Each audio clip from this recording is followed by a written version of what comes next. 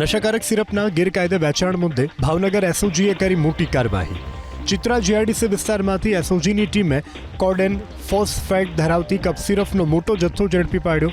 બાતમીના આધારે એસઓજીની ટીમે દેવરાજનગર 1માં રહેતા ભાવેશ દુધેલા નામના આરોપી પાસેથી 3 લાખથી વધુની કિંમતનો 1920 કપ સિરપની બોટલો કરી જપ્ત.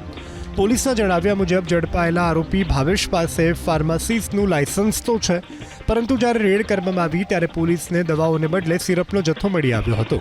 આરોપીએ સિરપનો જથ્થો કોની પાસેથી કેવી રીતે મંગાવ્યો હતો તેની હાલ તો પોલીસે વધુ તપાસ હાથ ધરી છે.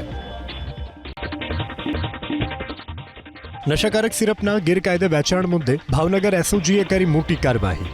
ચિત્રા જીઆઈડીસી વિસ્તારમાંથી એસઓજીની ટીમે કોડેન ફોસ્ફેટ ધરાવતી કપ સિરપનો મોટો જથ્થો ઝડપી પાડ્યો. બાતમીના આધારે એસઓજીની ટીમે દેવરાજનગર 1માં રહેતા ભાવેશ દુધેલા નામના આરોપી પાસેથી 3 લાખથી વધુની કિંમતનો 1920 કપ સિરપની બોટલો કરી જપ્ત.